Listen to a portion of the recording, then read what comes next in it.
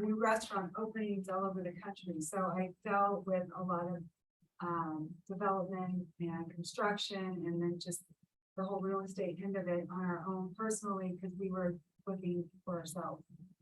We bought our first home and we kept going. So that is kind of how we got into it. I just knew there was a niche that hadn't been really elaborated in the area that we were in. And I just started to like work for my sister-in-law and get a taste of it, and then gradually got myself out of the restaurant end of it and just went full time. Yeah, I started off as a fine art major and then opened up a creative ad agency, which I ran for 25 years, and then also did set production for movies and TV shows. And then with my sister, Denise Marks, being here over the years, she's always gotten clients where they buy a house and it needs work. So I got into just doing interior design and doing houses over the years. And then when my business kind of shifted to creative ad agency, I didn't love working with the clients that I was doing. I was doing that first, a lot of entertainment and sports, and then I got into the automotive industry, and there was like a lot of change. So July was 4 years since I started real estate. Not very long. Not very long. And it's just like started off just really crazy. You know, we've been fortunate to have in our network like business managers that do with celebrity clients and trust us right at the beginning to start off. But yeah, I mean, it's been crazy ride for 4 years. Yeah. And then how did you find time to paint too? Right? You guys see those paintings over there? And the wall? The sport. Yeah, the sports one. He's an incredible artist as well. So like, I mean, you guys are it's always diversifying just in enjoying it all. So, sure. All right, awesome. Okay, sure. Thank you. All right, thank you. Mikey. One. We were talking. Here's Eddy. How are you? How are you doing? So give us a little raw background of Michael Koshet.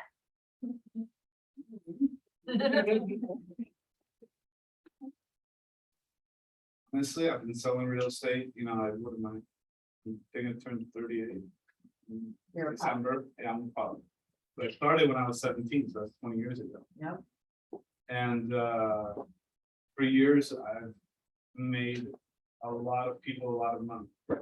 And I have sold them properties and sold properties for them. And I have watched the returns over the years that a lot of these guys. And at the beginning of 2021, I made my so embarrassing to say, my first investment in an apartment building. I should have started a lot sooner. 12 months later, I think I'm at 11 or 12 investments so far. And I'm the general partner in something like, it's gotta be like 2,500 units at this point across the country. Great properties, giving good returns.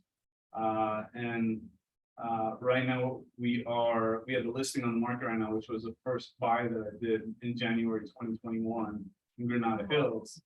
So it's like our rehab in a sense where we painted it and, you know, did all the fancy stuff to it, turned a few units, and you know, we'll make a profit margin of like 2 million, something like that. So Just in here. Yeah. but you know, it's fun investing, you know, this along the road that I've been on, I've been told two things. One, in real estate, you make a lot of money, but you make the real money in what you do with them. And then two is find a really good angle of the service to provide that other people cannot compete with. Two pieces of advice.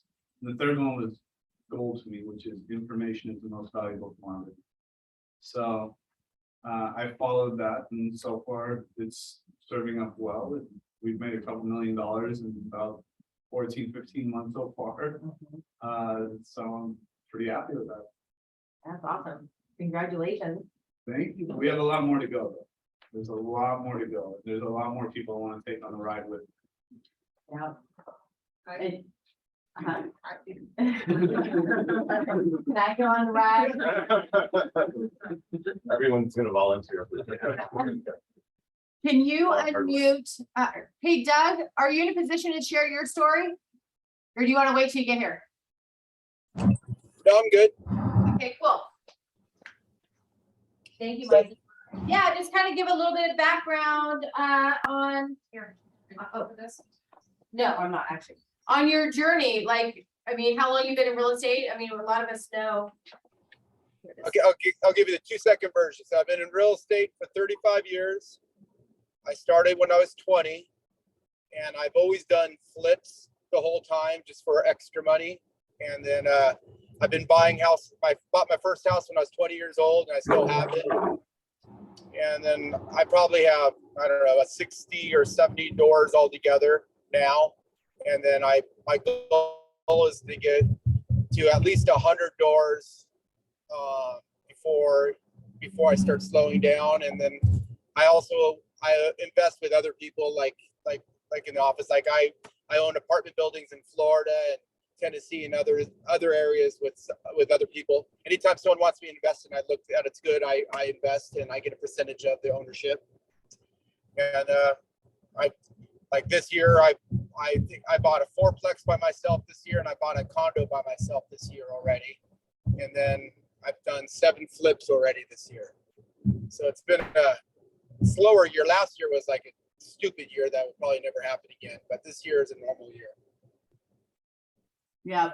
And you know, it's so funny, it was a stupid year last year, right? And then normal. We're getting normalizing the market, right? Yeah. Whatever a normal market is. Yeah, right. It's confusing. It's confusing. So Eddie, did you have, so we did the introduction. So thank you, Doug. I appreciate that. I appreciate you making the time and driving, you're in a Tesla, so he'll drive the speed limit, right?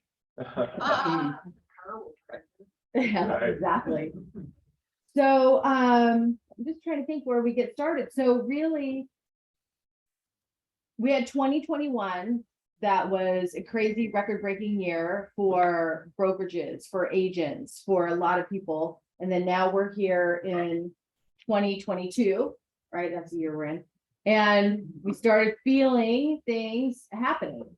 So Robb and Nikki, when did you start feeling, and what kind of shifts did you start making for 2022 compared to last year?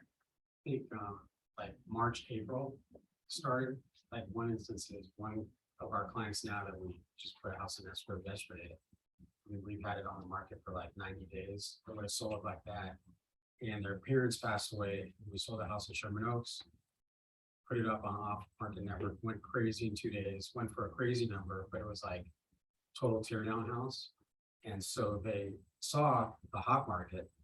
And then when we went to list their house, it was a little bit harder setting expectations now for this other house that their daughter owned. They bought it as an investment property. Make long story short, someone was in the rain, not paying, so they got them out there to pay to get out. But they were expecting a certain number. We tried for that number, and then it's been hard to get them to come down to a realistic. We're always just above the curve, which is really not. So I think setting their expectations just because they were right at the end of where it was hot and then right where it started slowing down. So it's really setting expectations at this point. I've seen more of the stuff between 1 and 2 million normal homes that aren't really, remodeled or anything. Those are really sitting. But Hidden Hills, the Oaks, all the higher end stuff is as hot as last year, if not hotter. One of the things we're seeing in the market is that the prices are still going up slightly, even though the market's so much different than last year. We've all, experienced. And so having that, it's a new set of challenges. We were at Mega Camp and Christine was there, and obviously Stephanie and a few others. And it was, Gary Keller said this is the most confusing market he's ever seen in his entire career. Back to like 1981 or whatever, Gary started selling real estate, or selling with a real estate agent at first. And so, and his response to that, it's comforting, right? But because there's sort of conflicting market trends. You see prices still rising, but there's less people, more people are on the sidelines, and then rates have bumped up. But also their, inventory, while increasing, is still not where it was in 2000 and let's say 17, 18, 19. And so it's a very odd combination of events, and it'll eventually sort itself out. But so I'm curious how you as a realtor are managing that. You say you're managing expectations with your And client. then also expectations of other agents, right? So you have people that are like, oh yeah, I'm just gonna wait for that. Let's just say it's at 1.4. Well, I'll give you 1.2. That's not gonna happen. And then it's like a week later, okay, are you ready for the 1.2? They keep going, and you're like, I'm like, they're just gonna lease it instead. Like, stop bothering me. So those agents and stuff are waiting around, and people they're waiting for stuff to even fall off more. Yeah. So everybody's looking for a really good deal on that market. The other market, it's like the spread is going opposite way. It's like inventory is lower in that market, in the upper end market. And if you like, we're doing 2 North Ranch right now, Puetz, and I have all confidence that we're going to kill it on those because that market's still going bananas. Right. So that's interesting that you're seeing on the low, there's no low end in this area, but on Just say the, 1.15, like that's just getting crushed. yeah, interesting. So that's that, and I think there's so many in Los Angeles County, there's so many micro markets. Yeah. That what's happening in Hidden Hills Right. is different than what's happening in Beverly Hills or in Cerritos. Yeah, like even those Felis, like we just sold one there, it's bananas there. And then you go here, Yeah. and you would think like Calabasas would be really good, but in that lower end market, it's like really cold. What did we all see in during the pandemic? What did we see? Where was the movement of people? It was spreading out further away, and now there's a little bit of a rebound effect where people are actually bouncing back to the city. We had a couple of things that happened. We didn't think that agents, because our offices were empty, they were basically closed, real estate brokerages, and we didn't know how many people were going to come back and work remotely. We were pleasantly surprised how many people decided to come back in the office and work. We're almost at pre-pandemic. We thought it was going to be 50%. We need to cut our offices in half. And actually we're at about 80+% return from the sort of cursory studies we've done on her. But at any rate, so things like commercial real estate. I know you do mostly apartments, Michael, but in terms of office and retail, office may bounce back a little better. People thought it was like over, and I think it's going to bounce back. It seems like it might bounce back a little more than people had thought. And retail is also not doing as badly, let's say, as projections were. So it's interesting. I think we're social creatures. We want to be around people. So I would ask Michael, what do you think? So you have a very different sort of model than a lot of the residential agents, but what do you do? What have you done to handle the change in commercial real estate market in multifamily? What has multifamily done, and what have you done to address that within your team? Or do you just do the same thing? I do the same thing, but you see different results, and timing in debt markets play a huge role. So for example, when the first debt market spike started, Yeah, we lost one deal for 40 million, another one for 40 million, another one for 12 million, double ending all of them. And the debt markets played a huge role in the cap rates and how buyers were assessing these deals. right. Now, you could do the deal, but the cap rate has to match up with debt markets. Right. But here's a trick to it all. We have another spike coming up in another 3 weeks. Right. And if that cap rate isn't already adjusted to that new debt market rate, it's not gonna work. And what Michael's referring to is that the rate that the Fed is charged, well, in commercial, it's a little different, it's not tied to the Fed as much, but as the rate goes up, investors expect returns of that. So the cap rates have to go up. So the sellers or whoever's selling has to, match that to what the debt market rates are.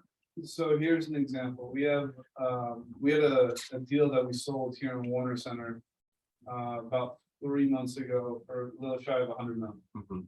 That had, when we brought it out to market, it had about 300 confidentiality agreements executed within the first, I don't know, 7-10 days. Unbelievable. So we just brought out a 105 unit deal in the heart of Sherman Oaks. Very similar value add, you know, you fix it up, you put new railings, do paint, this, that, bring the rents up. That had 100 confidentiality agreements in that same amount of time. So it just shows you the demand is off. Not because of product and not because the pricing, because both of them were unpriced. Right, It's just people are on the sideline. people are on the sidelines, they're holding back, you know. You have this famous quote by like Warren Buffett where it goes, when people are greedy, be fearful. And then when people are fearful, be greedy. Mhm. And so you have, before, you'd have a herd of people coming at a deal. Now it's like, that herd is waiting, and then you have these like 5 or 6 contrarians that are like, you know, I'm gonna take advantage of it. And, but I'm like, did you crunch the numbers? They're like, yeah, you know, it doesn't match up right now, but it's okay, we're waiting. So it's a different kind of market that we have to adjust to. It's heartbreaking for, I think, me and my team, where we go find these great opportunities and we're like, oh, this is great, we got somebody for this. And then like you start crunching numbers, you're like, no, we're off by that much on the cap rate and debt market, we can't make it work. So, you know, we're adjusting to it. We have to triple our volume right now in order to justify, you know, 1 out of 10 work. Yeah, So it's, you know, but we're working on big number deals, and, you know, it just means that we have to prospect 3 times harder, and, you know, we have to really crunch our own numbers before we can go bring in somebody. So 8 weeks ago, we'd be able to bring 7 or 10 deals to one group, right? Right now, we're bringing 1. Just because we've looked at the difference in the numbers before we go just giving them the deal, we're like, okay, these 8 don't work, we'll just send this 1, because we believe confidently. right. But we had to work 3 times harder in our prospecting Mhm. to produce that 1. So, A lot of great lessons. A lot of great lessons in what you just said. You said that number one, I'll start with the second one, which is, you know, it's very simple, work harder. When things are tough, you work harder. And what's amazing about that is, I'll flip it back to the investment world. When you are when the market's bad, the greatest fortunes in history have been made during down times. And the reason it doesn't look like a fortune at the time, you know, you just said, you know, be greedy when things are bad and not greedy, whatever it is, whatever the tribe is. Exactly, I've heard that quote before. Another way to put it, and I thought it was Warren Buffett too, so maybe Warren Buffett just has great quotes, but you know, when there's blood in the streets, that's when you buy. I think that was, I'm paraphrasing, but that's a little more graphic, I think. Metaphorically, blood in the street. And so that's the same, it can be applied to realtors too. When things are down, that's when you grab market share, when things are slow. Because a lot of agents, I know this firsthand, our agents, good agents, are like, you know, now's the time to visit my mom in Palm Springs or whatever. Now's the time I'm going to, you know, work on the other project I'm thinking of. And then they lose track because they're not doing it. So, you know, you need to, some folks have to make money because they have to support their family, they have to support themselves, they have bills, they have debt, whatever it is. Other people have a little more cushion, they might take a break, but the time is now. This is the best opportunity to grab market share. So those are 2 great points. I appreciate that. Doug, I'm going to ask you, bring you out of the shadows for a minute.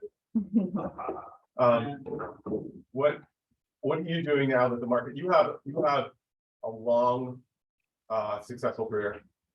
You've done it all. I think you've seen it all. What do you think about what's happening now, and what adjustments have you made and are you making to the market? Well, it's so much easier market to be a realtor now. It's just like we have value, which is awesome. I really enjoy that. I love talking to my client and they're listening now.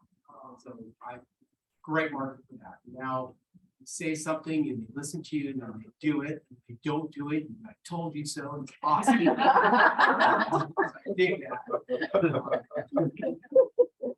I lived in a house in Pasadena. My clients, huge guy in this gigantic company, guy makes a ton of money. If Doug want to go 950, worth $890. I go, it's worth $899.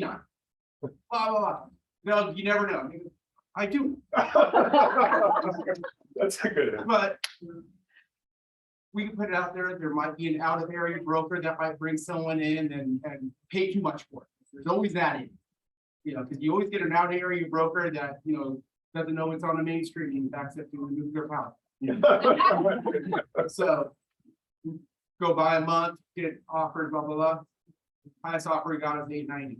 And he goes, hey, you think that $890 still there? I can call. I go, do you want to hear it? No, I don't want to hear it. You know, so I go, I'll get it. But you bring value. You tell your clients where before when the market's going up, it's not worth $950. Then all of a sudden you get a $970 offer. And you're like, shit, I look like a moron. Because you just don't know. Dude, being a real estate professional is awesome. I got every offer.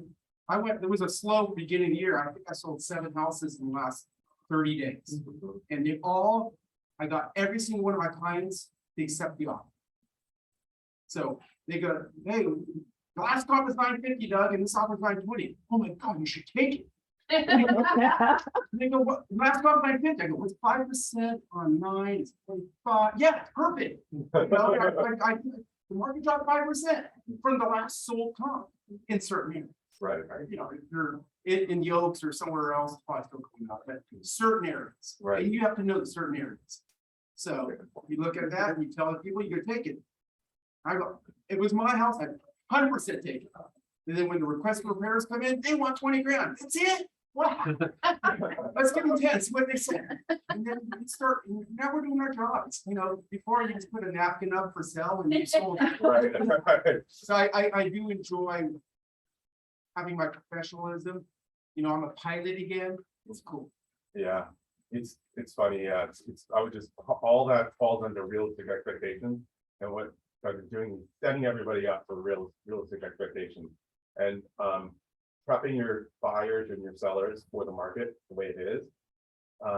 You know, I wouldn't say to your buyer, hey, oh my God, everything's, you know, there's so much more inventory, everything's great, it's wonderful. No, there's still going to be multiple offers.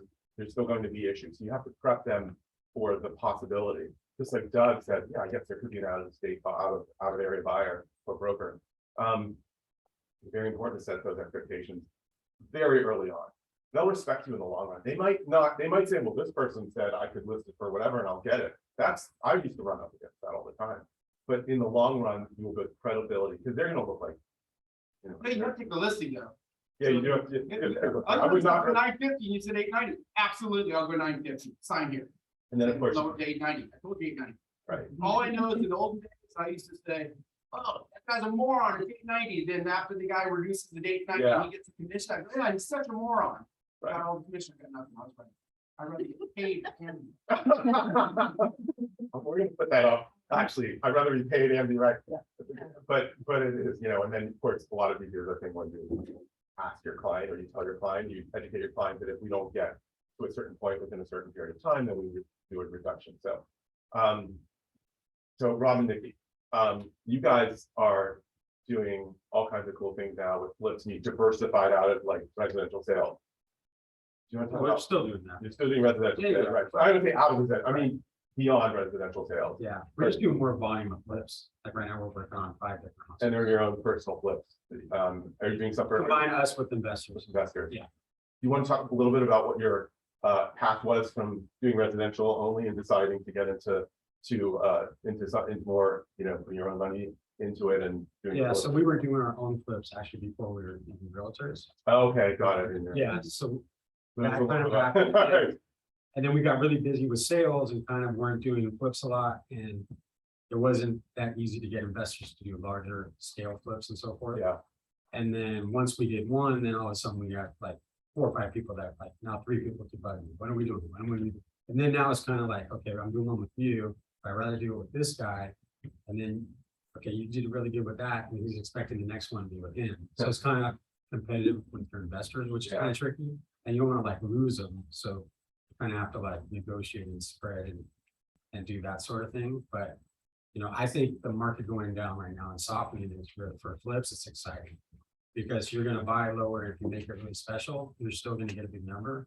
Like I was seeing, the higher end stuff is going up and the other. So if you can find really the low scale of the higher end, and make that amazing, the spread's gonna be a lot larger.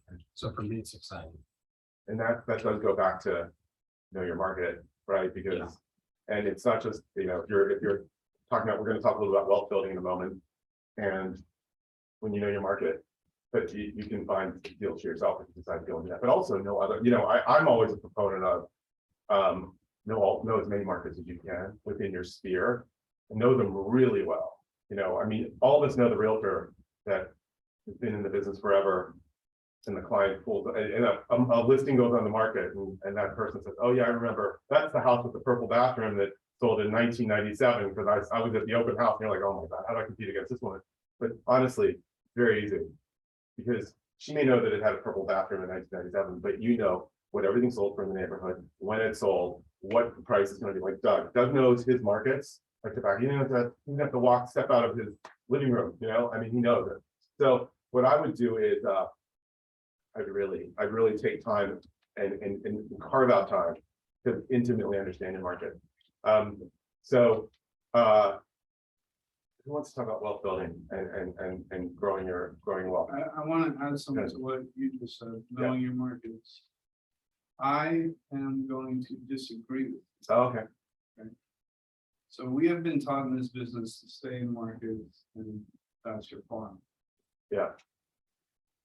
I believe in understanding multiple markets and studying multiple markets instead of putting yourself in one fishbowl and saying that's your farm. I agree with that. So for example, right now I just got sent to deal. Mhm. Anybody know where Odessa, Texas is?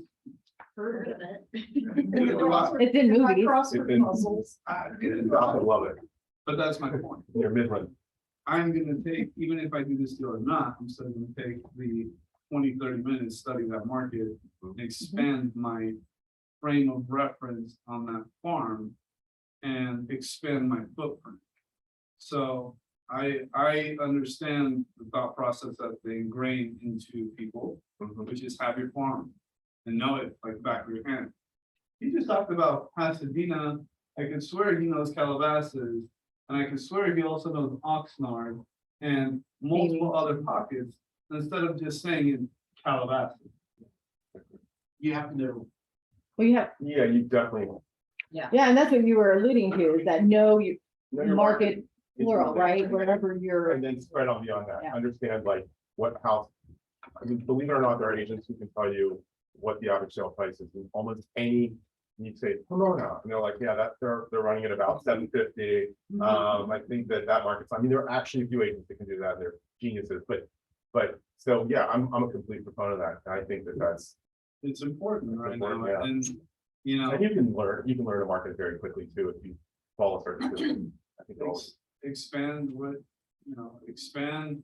If there's, right now, I'm looking to buy a building in Thousand Oaks and Westlake and Oxnard for myself, because I'm selling the Granada, we're gonna need an exchange.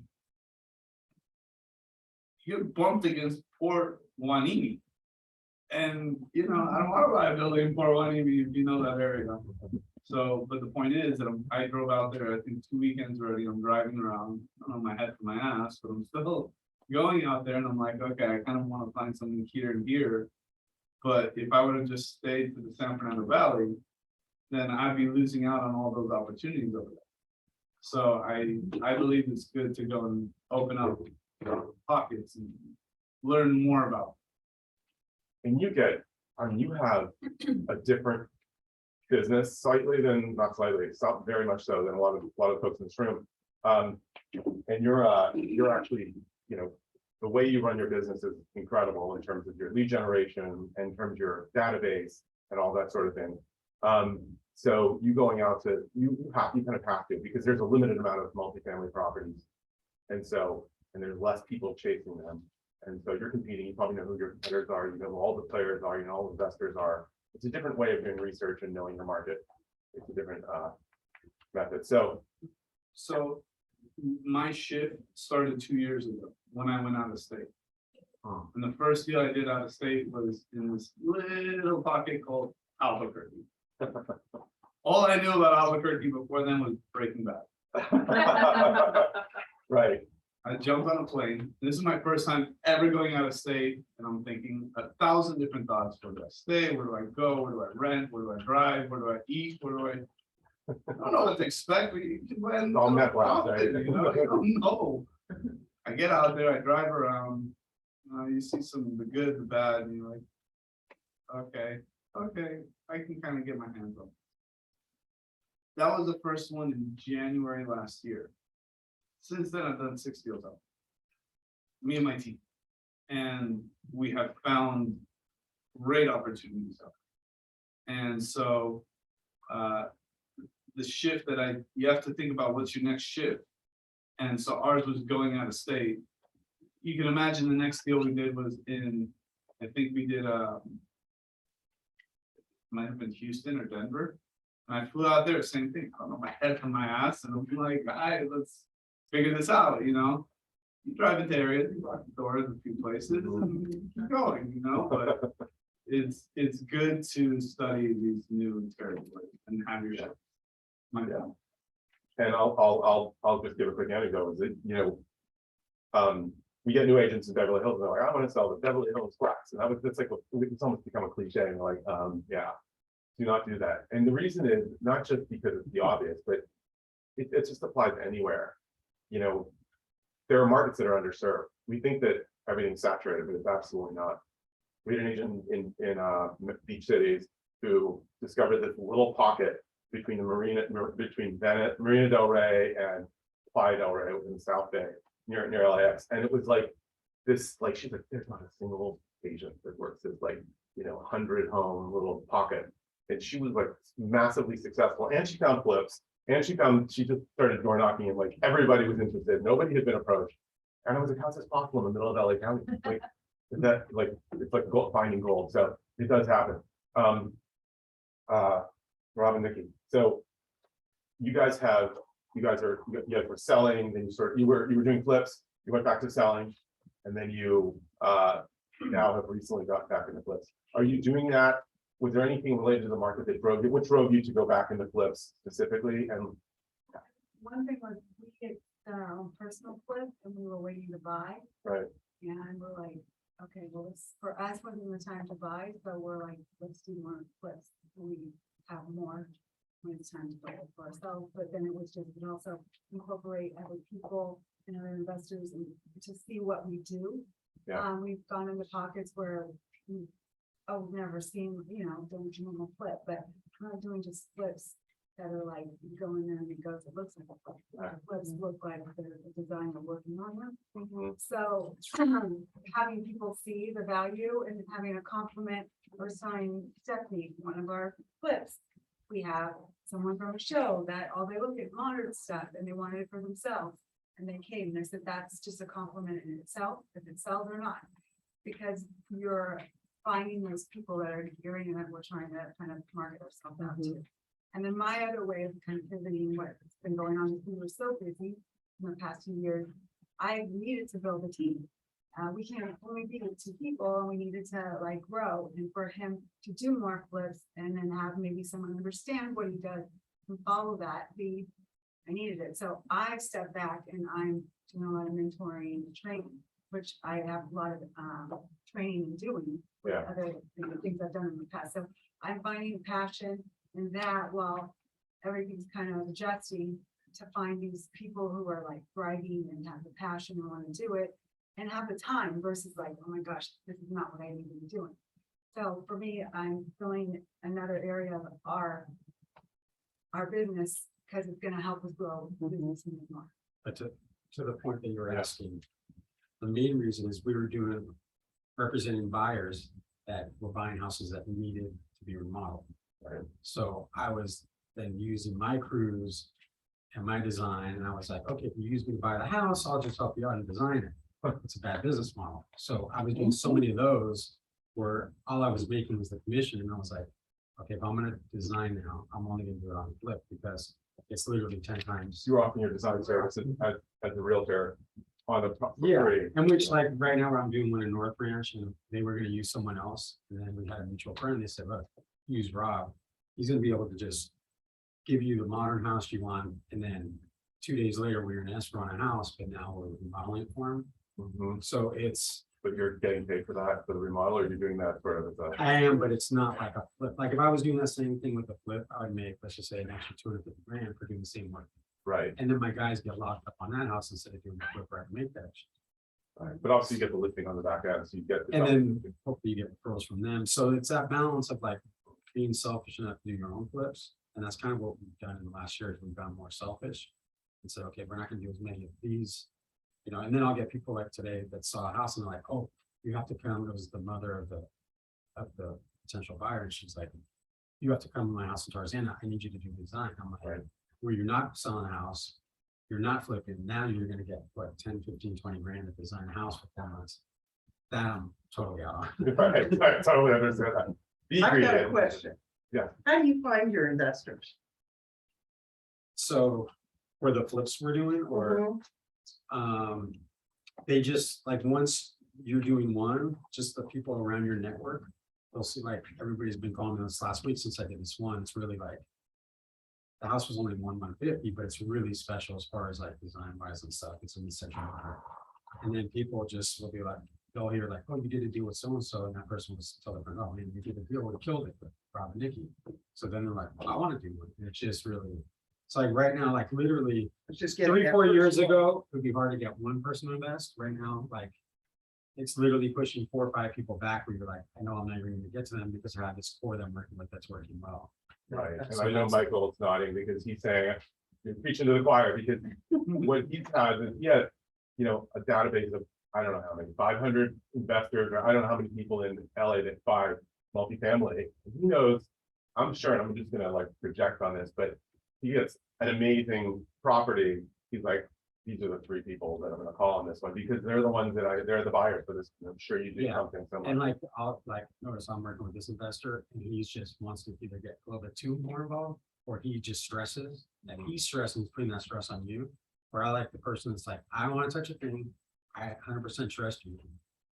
I'm just gonna write the checks, you do your thing. And so that's why I only like working with. Like I've narrowed it People down. that you like working with and that work well with you, Yeah. and that you know they're gonna come through the funding and are And at the end of the easy to work day, you want to like them. So like Yeah. when you're making money with them, it's fun to make money with people you like. with. Yeah, that's absolutely, you know, yet another great point.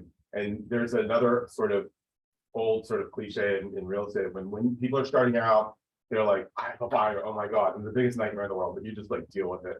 And then by the time you are, first of all, if you're a seasoned agent, you don't work with buyers generally, but you have a buyer's agent. But you know, there comes a point where you're in your career, you're like, wow, I've got 7, I'm working with 7 buyers, and this is early on, you know, you're past the point of I've got this one buyer, that's 7 buyers, and this one's impossible. You just drop them. You want to get to that point where, and it becomes easier because one buyer is taking up 50% of your time, the other 6 are, they're called normal, if there is such a thing, but you know, more mainstream. So that's a really good point, and it can apply. So all of these things that Michael, Robb, and Nikki are doing, and Doug, can apply to anyone. It's just, where are you in your career? What are you doing? You're at the highest end. There are still people who make that decision to take, you know, if it's a $10 million listing, you're gonna have a little more tolerance, I think, of some of these nuances. So, Doug, I know you do flips and investments and things like that.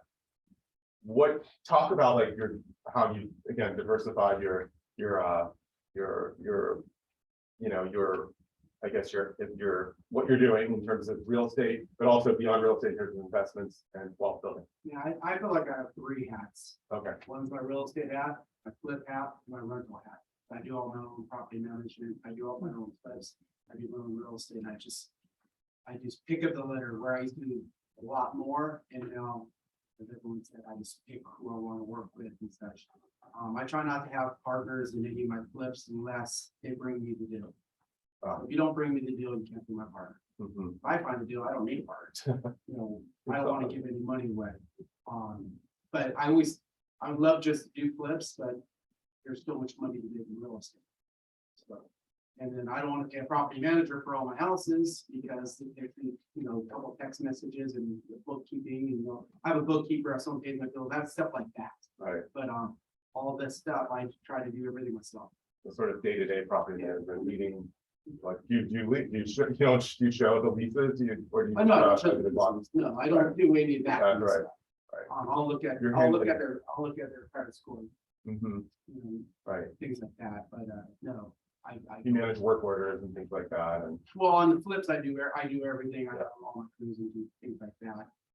But like, it's weird, like, when the market changes, real estate does good and then flips kind of slow down, so it's always good to have all, three hats going on at one time.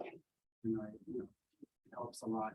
Like, last month, I was at a meeting with a whole bunch, I go to the street that everyone flips, and they say, get rid of everything. So I sold 5 flips.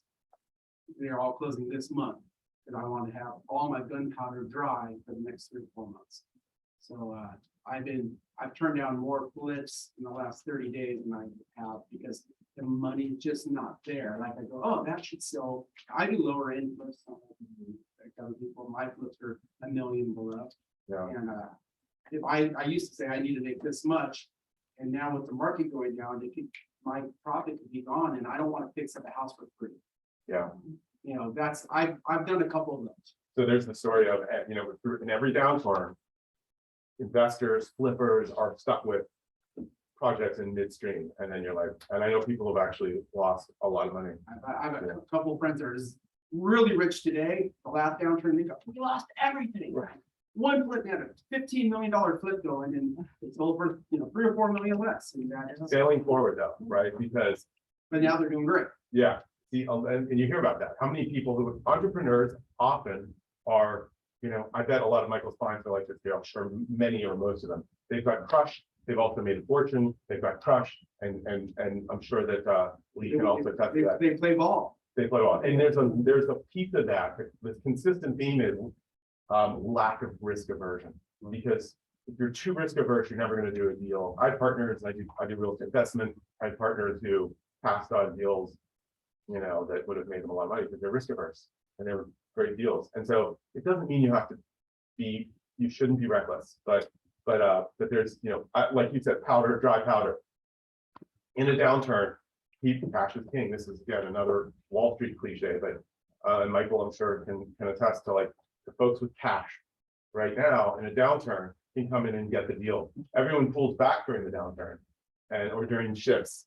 So, and it's, I know it's hard. It's hard to say, I'm gonna have, this amount of money on the side ready to go for when the market turns. It's very hard. I have trouble doing it. But when it happens and you have cash, that's, again, we talk about when our fortune's made or when is wealth built, it's during those moments. So I think it's really interesting, Doug. I have Yes. a question. What is your current investment thesis right now? Like going forward, like what would you invest in and what are you looking at? What are you looking at for flips or for buying a building or whatever you know, all the answer that. Another way, or like what like Rob and Nikki. Okay, go. We're gonna. I mean, it's so specific, right? Because as far as what I'm looking for, I mean, it could be any years, Los Feliz, Westlake here, it could be anywhere. And it's just really, for me, it's more of what's going to excite me. Like, I always want to redo a house to a house that I would want to live in. Yeah. Right. And an area I want to live in. And it needs to have something really potentially where it's going to be really special and different, which is going to be someone emotional when they get in there and overpay for the house. Because you're hoping that someone's going to overpay for the house when you flip. So you have a good spread. So you need to also try to get a good deal on the house. And usually for me, like the ones that are the ugliest are the best for me. Like, I want to make it just go from the worst house on the block to the best. So I'm tending to always look for like really ugly houses, but with potential, which are rare. Like, Yeah. yeah. And I don't want something that was like redone in 1995 or 2001. It's got travertine because they're expecting like, oh, my house isn't that bad. Like, I want something that like is falling apart. Right. I think that's good advice. Michael. I was gonna say Doug. Doug. Doug was gonna say Michael. So Doug, investment strategy going forward. I mean, what I do is I want to buy so many flips. So I always look at it as if I make a mistake, that's my next one. So I always This year, I had I just bought that place in Canyon Country and I go, oh, and I thought I could get an L a little faster. So I can't, and I bought it cash, so I called up my lender and go refinance it, to the cap out good, because we're buying them, 30% of the market, so it's an awesome rental. And for me, rentals just have to break even if it's a bad flip, because I get to depreciate it from 100% down, I'm cleaning other money with it. Hang on. And then- So it's a good fast drive, and so I never want to buy a rental, just to buy a rental unless it's in Tennessee or Florida or something. Yeah. If I can buy something for $50,000 a door, yeah, I'm buying it all day. Right. Out here, the cap is so stupid, it's not even worth buying, but it's a great. I still buy them out here because Depreciation.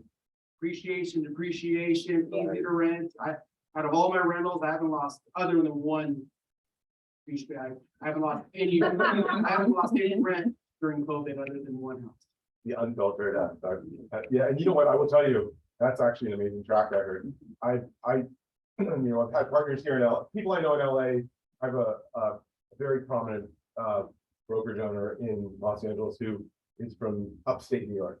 And he said, I can buy, and this was during the downturn in 2007 and 8. He said, he was really excited. He said, I can buy single family homes in Rochester, New York for $17,000 a piece. And I just bought 10 of them. It's gonna be amazing. And then literally he couldn't, not only could he not rent them, he couldn't keep them from burning down. It's like a complete disaster. So Sounds like calm down in Las Vegas. Then. exactly. So it was the challenge of it, part of it is, I mean, I don't even know if he stepped foot in Rochester when he bought them. So, you really have to You have to fly and look at everything. look at everything. So, taking it back a little more granular and to the residential agent, what would you guys recommend to an agent who is seasoned, has done well, and now has hit a wall? He's hit a wall, things are slow, they don't know what to do. Just really quick, like a lightning round sort of thing. A few pieces of advice. Let's start with Michael. Hit a wall, Yeah, can't. challenge yourself, What was that? challenge yourself. What is the dream, ideal lay of the land that if you could snap your fingers and go right into, what does that look like for yourself as an agent? Doesn't matter if you're commercial, residential. Whatever that is, take a few steps toward there. If that means studying the successful people that have been in that place, or tagging along, or just having a conversation with them. Right. Challenge yourself. If you fit that wall, and you really want to be at this one place, what's the steps you take to get it? You have to ask yourself that. That's My, for example, like my dream. Go for it. I don't think I've ever shared this. Uh-oh. You run it by the sensors. My dream is to be one of the top multifamily brokers in the country that has transacted at least twice in every single state, or at least top states. Like we're in 23 states right now. Right. I want to do 2 deals in every single one of those 23 states in the next 24 months. That's kind of my dream I'm heading toward, I don't know if I'll get there, but I'm gonna keep on trying. That's big goal. Setting big goals. And if you imagine when you do the presentation, you go like, yeah, I sold in 23 states versus the person who said, yeah, I sold in North Hollywood and Sherman Oaks. I've been trying to chase, at least, and this isn't a term that I don't think residential people throw around, but I've been chasing portfolio. Mhm. So it's like 14, 15, 16 buildings spread apart across the Sun Belt. Okay, so what's your price? 1.5 billion. Okay, let's see if we can make that make sense. We have the network to facilitate it. So I've been trying to inch forward into that, because eventually it'll happen. Yeah. So it's kind of, if you hit your wall, challenge yourself. Challenge yourself. So my question, when you're working on different states, how are you building how you make the transaction happen? Are you partnering with local agents there for all the transactions, or what's the process? I just put buyer and seller together. My job is just to be a messenger of light and bring them the deal and let them communicate. I trust the people I work with, and 99.999%, I just put two sides together They keep me in the loop on all the discussions, I'm CC'd on everything, I'm babysitting. And at the end, you know, they write me in a fee, but I'm not like losing, I trust the people I work with. Because if you don't, then A, you have a problem, but B, I put it like this very simply in what I do. Fuck me once and I'll never give you a fucking deal ever again in your life, and I'll sell to every competitor you have. We're not gonna put that on the wall. We'll think of another quote. Oh, Actually, you've been very, Right? I mean, it's under 10. I'm like, It's one hand's apart. I'm like, wow. So, you know, that's the best way. And I think when it comes to my investment strategy this year, I'm going for different markets. So, right now I'm looking at something, for example, in Lexington, Kentucky. But it's going in 5.5. And the fundamentals are strong. So I'm kind of going into these different areas, away. So like Nashville, you know, Louisville, Tallahassee, Florida, going for different pockets than what I would normally have went for at the beginning of the year. yeah. And you probably have it, you probably know which of your investors will go out of state and will Oh, yeah. go, so you know. Yeah. We're in the same boat as Rob and Nikki, where we have to be selective right now on who we're bringing what to, what kind of discussions we're having, and who, you know, who we want to play ball with, you know. Remember, in real estate, you're gonna take on a headache. The question is what kind of headache. Regardless, you're gonna take on a headache. You might as well take on the right one. Doug, So you said a seasoned agent that hit a wall. yes. Seasoned, somebody who has an active business himself. Seasoned agent, so Yeah. it happens to me every year. So I hit a wall at the beginning of this year. So the first thing you do is breathe. You go, I have money in savings. This too is going to pass. I'm not busy right now. All I do is awesome. Awesome. Best thing in the world is when you're not busy. You finally call all those people up and find the gems, and then also you get a whole bunch of investors. I love that. That could not be. That was way better than mine. I don't know, I like challenging yourself. That was good. Rob and Nikki. As far as like, you just gotta go out and network. Like I started a cigar lounge like 5.5 years ago and sold it, but I'm hanging out there all the time and I've done numerous deals from there. So it's just like, if you're at home and you're depressed or you're just not, it's not about like, for me, I've never door knocked or anything like that. Right. It's just going out, you know, from being at home, if you're isolated, you just have to go out and just be with people. Because people are gonna send you people. And it's just, you know, you can't do it from being at home. Network, basically. Or even in an office, you just gotta be out. And take it up a notch. Take it up a notch from where you were before. You're so busy in 2021 with all of your business, and you don't have time to go back to the fundamentals. I think you're all sort of saying that. Challenge yourself. Go back to the fundamentals. You know, go back to the fundamentals. There's always a work quicker, even though you don't bend the wall, but, and try it out like on the box, like work harder, but what have I been doing this whole time? I want to try this way of doing it, because I see this agent or this person is doing it that way, and I haven't had time because he's doing the thing. And try something different. Yeah, or you can start showing homes to people that aren't even looking, like, you know, they have money. This is a good investment for rental. Like we've done that a couple times, and then bought and sold that, and then buying 3, and like you get like 4 or 5 deals out of just one guy going, hey, you know what, that's a good idea. I always saw that, but I never did. Creating something out of nothing. Yeah. That's what you're doing. So now I want to diversify all my monies in the market. Well, get a couple investment properties and then start looking. You know. Creating a market, you're building a market, creating your own market.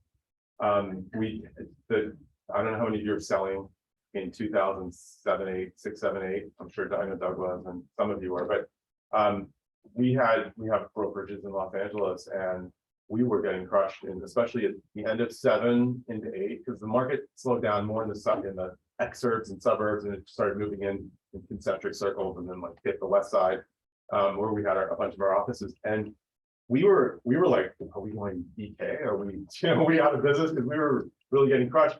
And we sort of, survived, and we made it. And 2009, we did a study and we found out that our market share had increased by like, 2.2% on the west side. We're like, how'd that happen? And we ended up, when the market recovered, having like the most amazing run ever, because the market recovered to normal. We were already doing well before the downturn.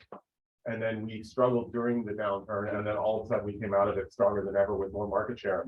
We were able to sort of catapult from there. So it's, I think you don't realize how many people are doing things other than prospecting and selling. So these are great points. Do you want, does anybody have questions? Does anyone have questions for our esteemed panel? Such unbelievable content. Yeah, this is amazing. Everybody. Thank you so much. Thank you. Absolutely unbelievable. Anything, any closing thoughts? Are you sure? No questions. Come on, these guys are. I would say that my desire would be that we have these kind of dialogues more often. And that, I know you have a list, so to speak, of investors that you guard, but there's probably others of us in here that would love to be on that list, maybe even in a small way, to help us to get started in our wealth building. So, I love the information and appreciate you sharing the experience, and I've made some notes of who to talk to on the side about what. But thank you. I got you, babe. Yeah. Thank you guys. Really appreciate it. Thank you so much.